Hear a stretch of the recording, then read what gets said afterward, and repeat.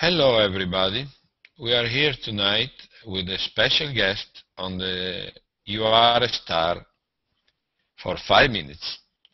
Tonight is my great friend Monica from Colorado, which I've interacted with since back in August. I consider her one of my best friends, even though I've never met her in person. And that's what is great about Google Plus. You are able to have interaction with people that you never met in your life and still feel close to them, as much as a video can put you close to the person, but still you can sense the friendship even if you are thousands of miles away. So let's take it, Monica, and tell us in briefly, maybe 1 minute or so, who you are. Okay. Who is Mo? Well, I am a tea drinker. That's what I'm doing right now. And I am a reader, and I am also a writer. And I'm also a curious individual because I like to see how things work, most of all. And I like to see how people work and what they think. You've joined Google Plus since the very beginning. What's your overall impression and how would you describe Google Plus in a few words? A work in progress and a community that is shaped by the people who are a part of it. And that's its greatest strength. The people who are here, I would say.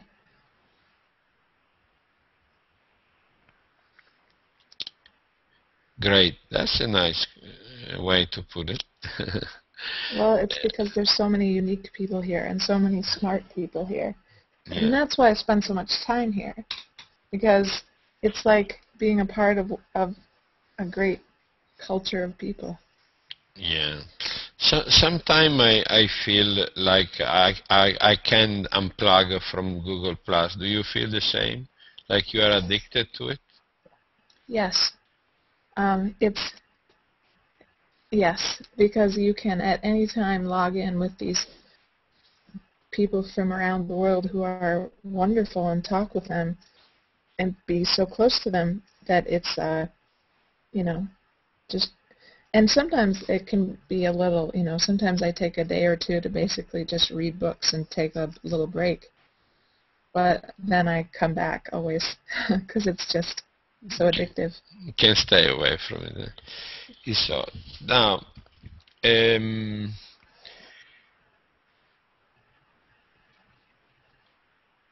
what is your biggest dream, Monica? Now, as you are a very interesting person, I've interacted with you. You have so much to give to this community, and all your followers are always looking forward to seeing your great posts. You always seem to know where to go and reach this great post, and you create some of the best posts yourself. So I'd like to support the community is my greatest dream, to continue to support it and to stay around as long as I can to do that and just to,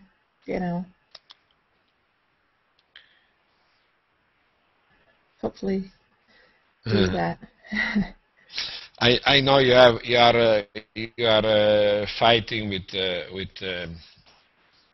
some problems that you have with your health, but I don't want to talk about that in detail.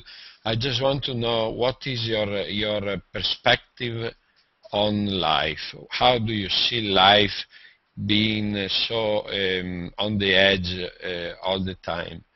How you perceive life, and what do you see? How do you feel about this great gift? So I think, and I think about this a lot because I think many people see life differently, and I have to see life as like,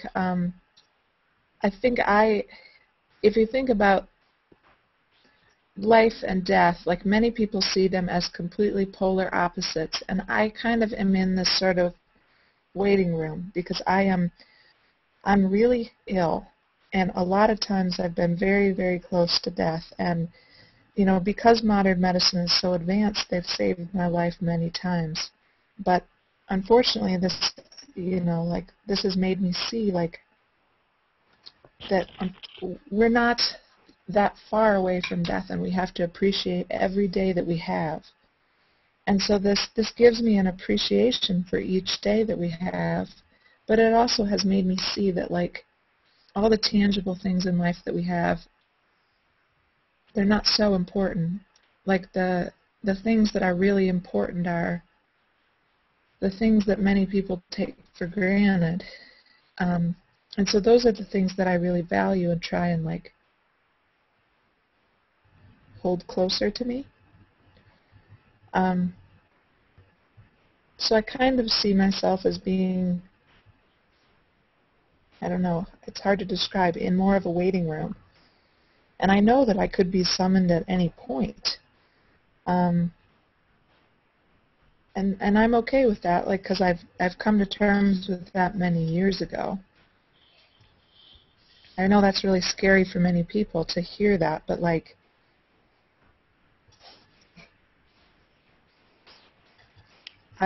I'll be here as long as I can. Mm-hmm. Well, what would you like, let's say, how would you like the people who see you for the first time, like in a hangout or read your post, to perceive Monica as? First of all, I don't want them to be worried, because number one, I really enjoy my life. I don't want them to feel worry or sorrow for me because I feel very happy in this life. I would like them to feel empowered, and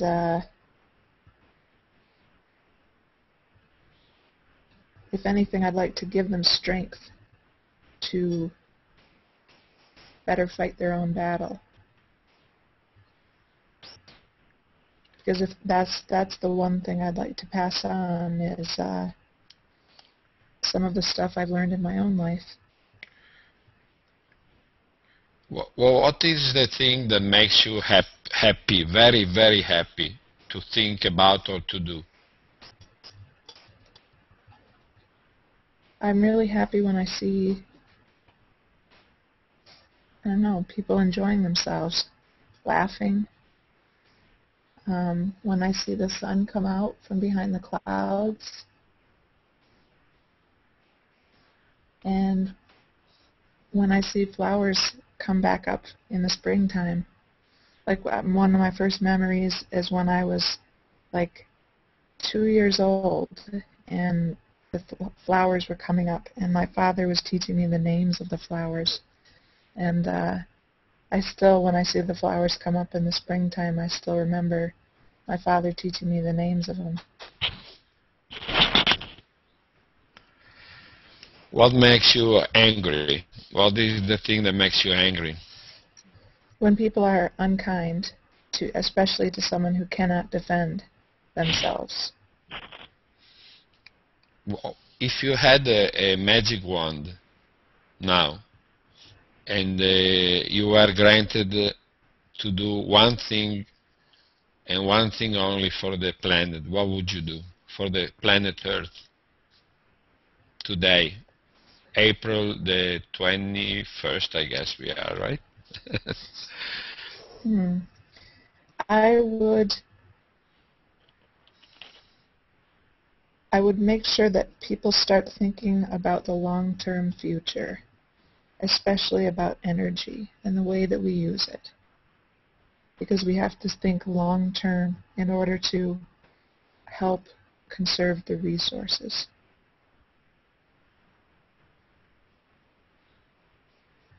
So something connected to the environment and to the saving of the planet. That's what you're trying to say.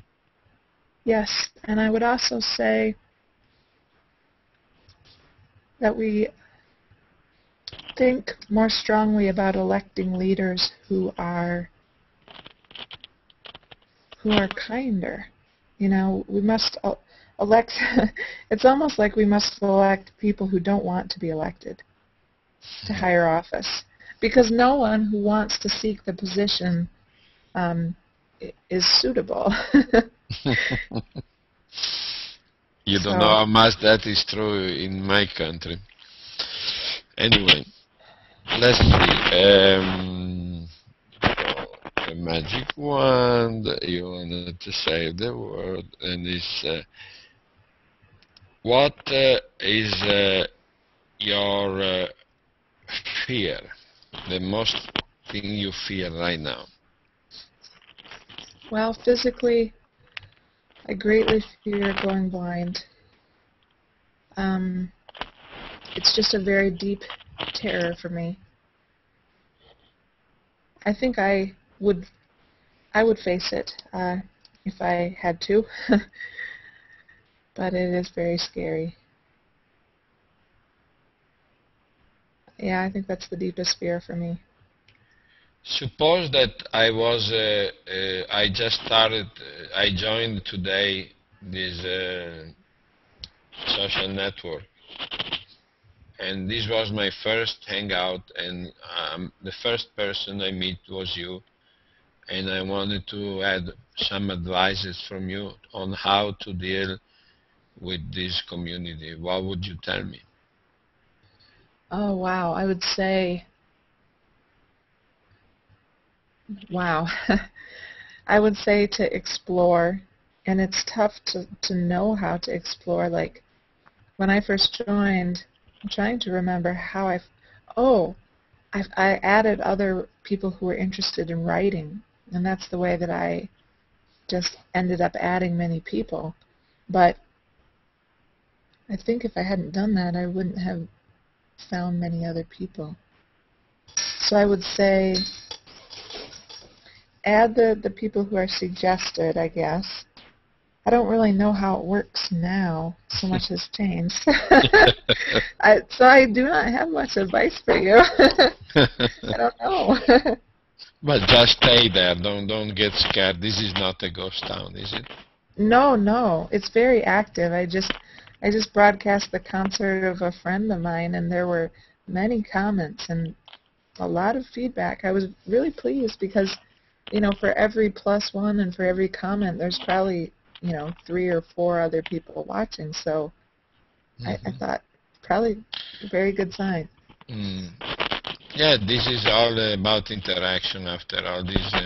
And it was interesting that you said explore, because yesterday I interviewed Jack Crawford, who is a very, very active G+, and also I'm proud to say that he's a good friend of mine. And he said the same thing, suggesting a new G+er on how to move his first steps on this container. He said explore. So that's I like that idea of exploring, and that's what got me into this too. I remember in the beginning when I thought there was nothing to do. I was ready to go back to Facebook, but then you realize that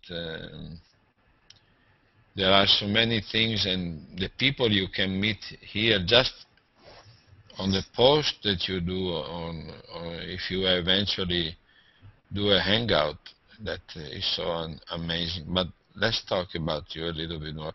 I know we went well over the 5 minutes limit, but I enjoy this so much. I'm not gonna stop. I'm sorry. I hope you don't mind. No, that's okay.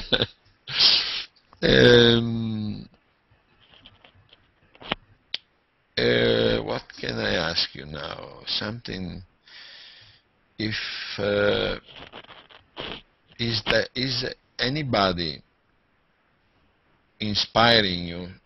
Who is inspiring you in these last 4 or 5 months the most? No, I don't mean in G plus, but from books or from movies or a writer, a scientist, or anybody who has inspired you, who you felt the inspiration from in the last 5 to 6 since you joined here, let's say. Oh, wow. Not necessarily from Google Plus, in the world, I say. Many people inspire me. The Dalai Lama inspires me, and you know, so many people. I'd say, wow. That's well, the Dalai Lama. That's a powerful presence right there. Do you believe in God, or you what? No, I believe I'm an atheist, but I believe I believe very strongly in tolerance, and so basically I believe that people have the right to their own beliefs, and I also believe that, like, I believe meditation is important, and that I don't believe that it's important. I don't know, like, I don't believe it's important in a religious sense, but I believe it's important in being centered, in being peaceful, in that, I guess the phrase I would use to describe myself is like a secular humanist.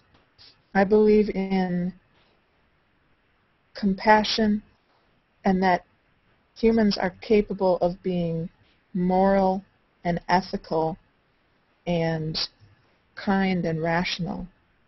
Mm-hmm. And that it can be independent of religion.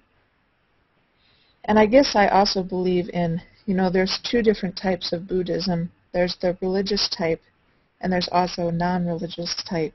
And I guess I identify very strongly with the non-religious type. Mm-hmm. And I've always felt, since I was a child, I always felt very strongly. I was always taken to church as a child, and I never felt any religious experience in church. But I always felt religious experience when I was outdoors in nature. I felt very peaceful, and I felt like, I don't know, like I feel like mm-hmm. It's more a spiritual than a religious approach that you have, right? Yes, I feel like, it's more about being connected to Earth and to what, to being in balance. And I feel like ever since I was a child, I always thought, when I tried to think about like death and what happens beyond death, I always felt like it doesn't really matter. Like, you'll find out when you need to find out. And all the time that people spend worrying about it and thinking about it, if you spent all the time investing time into your life here, our lives here would be much more profitable. They would be much more kind and good and rational. We'd care much more for each other and for animals. And what are the animals in the world? Who are they for us human beings? I know you like dogs, right? Oh, I love dogs. Uh-huh. And I feel, I'm not a vegetarian, but I feel that we should act, that our factory farms and the way that, we treat animals now is very cruel and inhumane. Like, the way that we used to raise animals, like, out in the open and in pastures, was much more humane. And that sort of life is more sustainable. And it's also, not only is it better for the animals and more compassionate, it's better for us. Mm-hmm. I have a feeling that animals were put here for a good reason, which is to teach us how to live better. Like when I look at the puppies, and I see how much the dogs care for their puppies, and I think, or even a bird or any other animal, I think we should stop and look at them and meditate on the value that they can transmit to us, because they have a sense of life that we have lost with the beginning of technology and globalization. They still have it in their DNA, but that's okay. That's I don't want to focus on myself. I like to focus on you.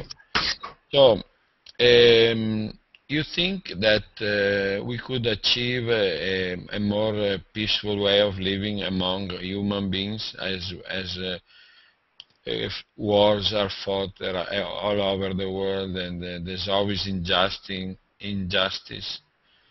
You think there is what is the recipe for a better, peaceful world?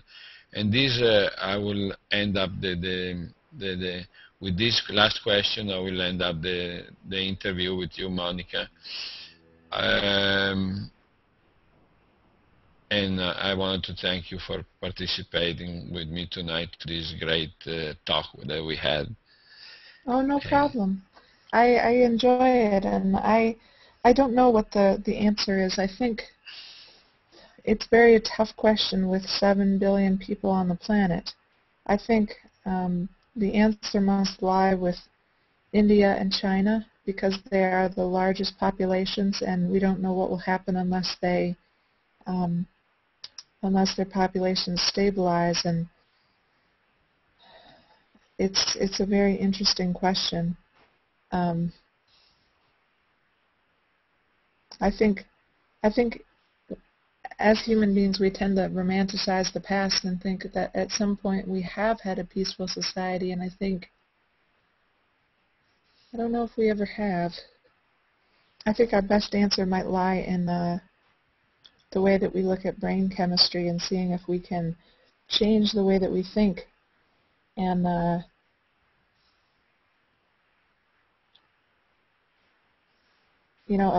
we mentioned animals before, and basically some of the other very intelligent mammals are dolphins and elephants. And elephants are my favorite animal, and it's because they are so compassionate, and they have such amazing emotional capability. And I think that if we had that amazing emotional capability as well, that would be the answer to, not having future wars. Mm-hmm. So we should act more like most of the animals do, and we will probably have a better, peaceful world. Yeah, and it's interesting that they are mapping different parts of the brain and figuring out what they do, and if we were able to do that sort of thing and actually change the way our brains function, it would be interesting. It would be an ethical dilemma. Do we change our brain function and alter who we are for our own societal good? You could write a great novel about that. It'd be kind of like Gattaca. Do you know that movie? Yeah. How about your book? I knew you told me one at a point a couple of months ago or so. You were writing a book. Are you still doing it? No, I haven't. I've been so ill. I've had food poisoning for 9 months. They just found it out. They did a test, and they found that I do have a positive diagnosis for food poisoning. And the thing is, I caught the food poisoning last summer when I first signed up for Google+. And so they realized, oh, you've had food poisoning for all this time. And it's very funny because I had told the doctors, I'd said, like, I think I never got well from the food poisoning. But they said, that's silly. Everybody gets well. Oh, it's funny. But they're trying to help me get well. But the thing is, I just couldn't write because I've been in some pain. Hmm. But I'm working on getting better, and then I'll finish writing my book. Is That'd be my great. goal. We would love to read. I personally would love to read your story or whatever I'd you love put to in, write it. I'd because love to write it. it's always like for example, I feel about my the picture I take sometime, and every picture I take, everything I write is gonna stay there forever. So my daughter, that was 9 years old, will maybe 50 or 60 years from now read or look at my picture and say, hey, this was my dad, and that's how he liked to write about life and take the picture. So I think the same approach it would be for you if you wrote something interesting. A lot of people would be interested into reading even 100 to 200 years from now. Look at some of the best books that we are reading, or some of the best music we are listening to, or some of the, the poetry and all these things that they go back 2, 3, 400, 5, 6, 2,000 years, some of them.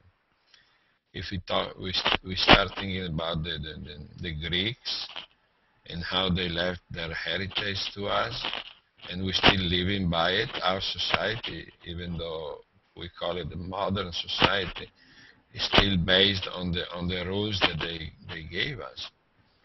So the thing is, when you write, when you take a picture, when you do a painting, you write a piece of music, think like you do it for the people who will come in the long future from now. So that could be a stimulation for not giving up on what you are doing as an artist or as a writer or as a painter. And that's the message I'm trying to give you, Monica, because I would love to read what you write. Yeah, and I would love to finish it. Maybe somebody can write it for you. Who knows? So, No, I just need to get well, and that's yeah. the thing is that, Well, and I'm doing my best. Hopefully they can, most people, this is the most painful type of food poisoning. It's one of the most painful things, and most people just have it for 2 or 3 days, and they say, oh my gosh, this is the most painful thing I've ever been through. So to be through it for 9 months is kind of a record. I understand. Definitely.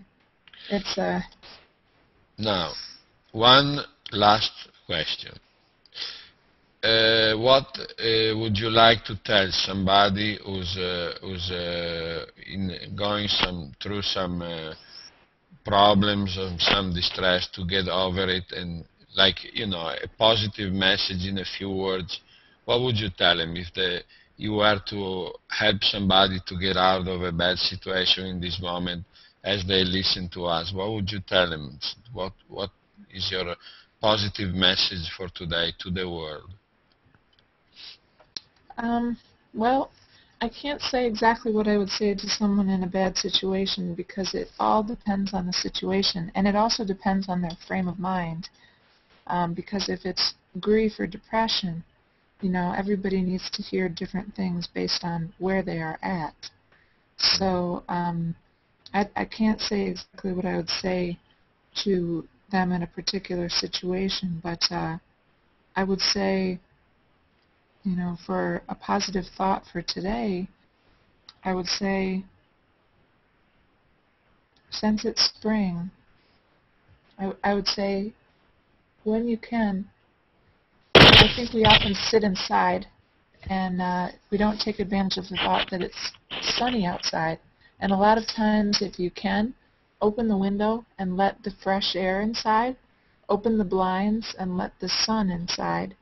And a lot of times, if you feel sad, just simply letting the sun inside and letting the sun touch you and letting that in helps a lot.